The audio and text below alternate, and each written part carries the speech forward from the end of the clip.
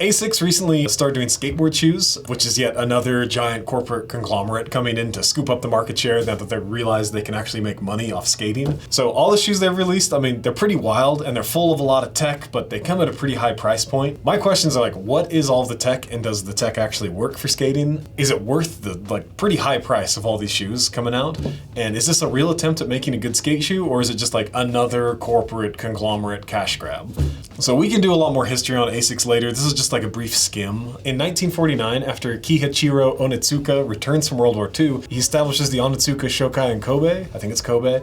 And by the end of the year, they had 2 employees and made 300,000 yen. But throughout the 50s and 60s, Onitsuka started releasing like basketball shoes, running shoes, tons of other athletic shoes. Nike actually got its start from importing Onitsuka into the USA. You can go watch the Nike Cortez video for more of that history. It's kind of sick. But in 1977, Onitsuka merged with several companies and sewing factories to become ASICS, which means Anima Sana Incorpore. Oh boy, this is Latin, bear with me. Anima Sana Incorpore Sano, which is Latin for you should pray for a healthy mind and a healthy body, which is a quote from Roman satirist Juvenal. Juvenal? Therefore, in 1985, ASICS establishes the ASICS Institute of Sports Science, which focuses on the analyzation of natural movements and actions, and they're also like developing and working with like these crazy unique materials for like sports aspects, like basketball shoes, etc. ASICS had already signed Kisa Nakamura, a pro skater from Japan, and was like testing out all sorts of different shoes from different sports to see what would work best for skating. Therefore, ASICS released the gel-flexkee Pro, a wild-looking skate shoe that's quite different from a lot of the skate shoe market out today. So allegedly, all the crazy styling on the Flexkee was very purpose-driven from feedback from Kisa. One thing I learned from that interview with Village Psychic is that ASICS was really focused on doing slow growth the right way. We've seen other brands that have been covered that do it the wrong way, like Kariyuma. They wanted to start slow and not focus on the immediate like revenue returns and being everywhere right away. One quote from Go Suzuki, who's the senior general manager, sums up the ASICS skate brand. He said, "With the Flexkee, we wanted to make sure that we were building a shoe from scratch. We didn't want to just take an existing model and just go the easy way. We wanted to make sure that we had a unique first shoe. At the same time, we made sure that we applied all the knowledge that we have from other sports, like soccer or indoor sports where durability is needed for lateral and vertical movement, as well as making sure that the fit was right. We were applying all of our knowledge from other sports and making it suitable for skateboard." So they also have like a really solid team. They're not immediately getting all the A-listers and contest guys like Kariyuma, but some cool, kind of unique skaters. They all have really interesting style. Like they've got like a Quasi Owansu and like Gino Iannucci, who's like a skater's skater. He just has like amazing style, just looks good on the board. I think there's some quotes that say, "I would rather watch Gino do one push than watch Ninja go down all rail after rail after rail," just because, you know, style and taste is a big thing in skating, and Gino, he's got it. So way to go ASICS for grabbing him. So it all sounds good, but we'll see when it's cut in half. So I hate going to skate parks. I like to skate alone. I get really in my head and it's hard to progress if I'm like having an anxiety attack every time I try to learn something new, especially on rails. So OC Ramps was actually nice enough. They sent us their super popular 24K gold rail to skate on. What I really liked about this rail is like it's super portable and movable. I mean, it's 8 feet long, but when you break it into 2 pieces, it's really easy to move around. You can like throw it in your car, take it to a spot, take it under the bridge, whatever you want to do. It's super easy to like disassemble and reassemble. I'm pretty skeptical of like non-attached to the ground rails because I have some homemade rails that are like twice as heavy as this OC Ramps rail and they move like they're on ice. And I'm like a bigger dude, and that rail was like way sturdier than I thought it was going to be. Like it's super wide at the bottom, everything's in place to like keep you on it. I really like you can adjust it from like 12 to 17 inches. If you're feeling pretty mellow and learning stuff like I am, you can go down to 12 inches and get on it, and you go up to 17 inches and it's just as stable. It really helped me get used to like doing lines like, oh, you start your trick with a board slide, then you can do it like 50-50 somewhere. It's like, oh, I can do multiple things and I can just set this rail up wherever I want and just like practice and practice and practice. So check it out with the links below. Thanks to OC Ramps for sending us that rail. All right, so what is this shoe? So the brand is ASICS Skateboarding. The style is the gel-flexkee Pro 2.0. The weight is 12.9 ounces. Their price is probably the most expensive skate shoe I've ever purchased. It's $135, which is really steep. I mean, even Nike's getting up there right now, but this is the most expensive one I've ever skated. They're made in Vietnam, and the positioning of this shoe is the gel-flexkee Pro 2.0 shoe was developed by analyzing the movement of skateboarders at the ASICS Institute of Sports Science. Our team of engineers took the precise foot movements of skaters into consideration when creating the shoe. As a result, we added a continuous groove that extends from the bottom of the outsole to the perimeter of the front to help increase flexibility. The upper features an asymmetric construction that makes it easier to keep your foot in contact with the board while maintaining a supportive fit. Meanwhile, the eyelet and tongue construction are developed to help increase durability. And lastly, our gel technology technology strategically placed in the heel to help decrease the impact from hard landings. There's a lot of marketing jargon in that positioning, and we're going to test every single part of it. If you want a pair of these, you can grab them from the links below. I've been learning from Father Leather himself, Weston, about leather quality for the last 3 years. So there's kind of 3 levels of suede. There's rough out, which is like full grain leather just flipped to the grain outside, but has all the grain in it. The next layer down is there's like grain suede. We used it in the Smugs, our collab Smugs from CF Stead. It will stretch, but it'll definitely stay together. It's like the nice suede. And then the bottom tier is just normal suede. So there's no grain up top, it's just loose fibers. It has to be backed with textile or something to keep it together, or else it just like, you can pull it apart with your hands. It stretches a ton, it won't stay together unless it's backed. It's just kind of low quality. It's what, you know, most sneakers and like lower price shoes are made of. So this leather, we measured the thickness. It comes in at 1.3 millimeters, which is pretty thin. It's not looking very good right off the bat. We threw it on the burn test and it shriveled a bunch. I mean, it burned like normal leather. It's not fake. There's no heavy coatings on it, but it shrivels a lot because it's so thin. And then if you look at the grain, there's no grain. So it is just true suede. It's backed with a fabric to keep it all together so it doesn't just fall apart. So the puncture test, it took a surprising 126.5 pounds to go through. So hopefully your heel flips won't like blast through the ankle super fast where it's all just leather. So really overall the leather on the shoe, it's not the greatest, but it's really not about the leather on the shoe. It's about everything else that makes this shoe important. In that Village Psychic article, the ASICS team said that the offset laces and extendo tongue were a feature from old running shoes to lock in your foot and then prevent the laces from snapping, because you can just throw this big fat daddy right over the laces right there. There's nothing that ends a skate session faster than broken laces and you cannot tie your shoes anymore and you're doing a kickflip and your shoe just flies off. So to me, they kind of look like football or like soccer cleats where it's like offset. So I personally preferred the internal lacing with the tongue tucked under the laces. Like it gave me the best fit for my feet. I mean, your laces are completely covered except for right here where I poked them out. I think that's going to give you the best coverage for protecting your laces. They also have this really like little plasticky like overlay right here to kind of help with the wear of the laces, which is an interesting thing. But does it all work? Yes. I really like the way you could snug the shoe really tight with the internal lacing, but you also have the normal lacing options. Like you have a bazillion different lacing options here. It's like, it's super nice. I never got even close to breaking my shoes. Like in those last resort loafers, I bust through them in a couple of hours and it really pissed me off. But these ones are good. The only problem is like the extendo tongue, it looks pretty goofy for my personal taste. It has Velcro right here where you can snug it down, but like, I don't know, it's just too flappy for me. I didn't like it. I kept getting distracted when I looked down, so I just tucked it in. But when it was tucked in, like it didn't pinch my feet or anything, didn't add too much extra bulk. I really like the way you could lace these shoes up, and I didn't break my laces at all. But the material the laces are made from are like, it's pretty slippery, and the shoes just did not stay tight. Like, especially when laced through the webbing, because it's like slippery on slippery. You just had to tie them up a bunch. I think all that could be fixed by switching the material on the laces, but it was really annoying. Everything else worked though. So on to the next big gimmick is the rubber toes. So the rubber toe is added because Kisa Nakamura was blowing through her toes while skating vert and doing knee slides. Like you do a knee slide and your toes end up just like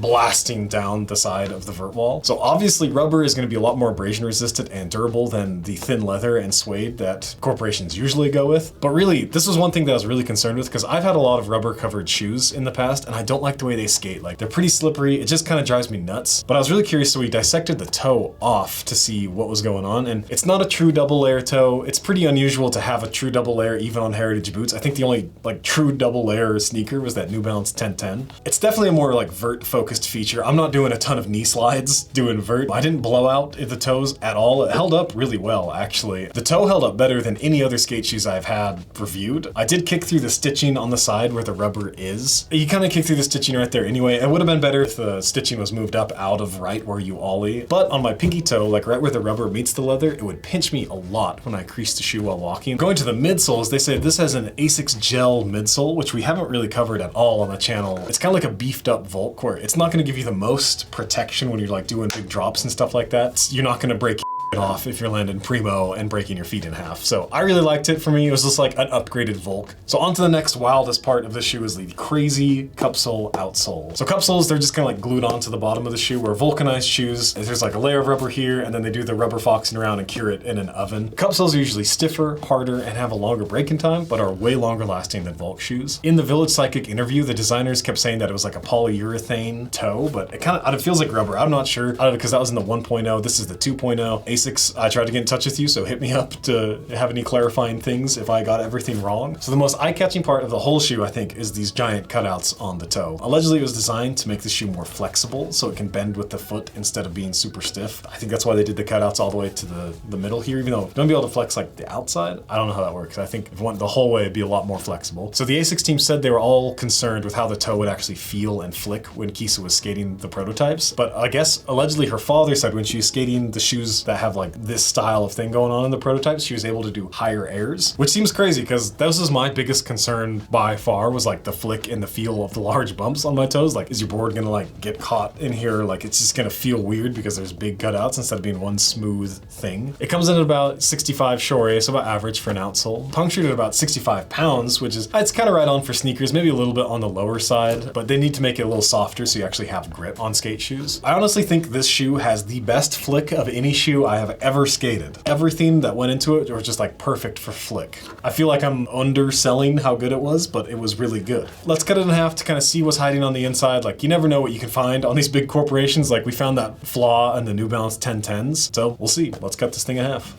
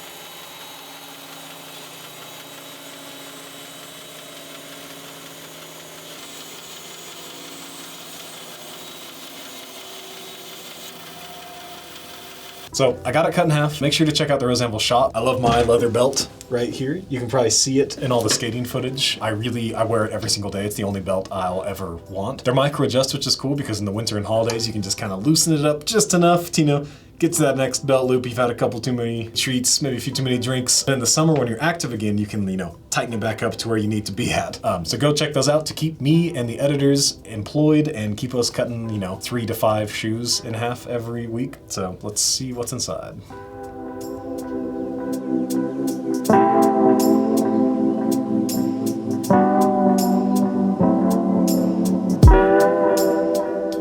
So, is there anything super surprising on the inside? Kind of. ASICS gel midsole seems to be just a small spot on the heel. Like, it's just this tiny little like 2-inch piece right there. It comes in around 22 to 25 shore, so technically this is a dual density midsole because you can see all the foam here and then the little gel pad there. I would have liked to see more since they market it as like it's a gel midsole, but Nike does the same thing with their SB stuff. Like, they just put the air on the heel of all the insoles and call it good. I did like how this midsole felt, so maybe like a full gel midsole would have sucked and you just needed on the heel, but still, like, I don't know, call it just the gel pad, don't call it the gel midsole, but that's just, you know, marketing thing. See, the heel is almost as low as the toe, like there's very little drop in here, so if you want more arch support, this shoe might not be the best for you because there's really not a ton in there. The outsole is about 3.5 millimeters thick, so it's on par for most capsule skate shoes out there. So for the full final analysis after skating it forever and doing all that, cutting it apart, running our tests, etc., are all of the gimmicks and crazy styling, like, is it actually a good shoe for skating? I think yes. Like, I was really skeptical of this shoe. Usually when like a company that doesn't do skate shoes just comes in and starts making skate shoes, it can be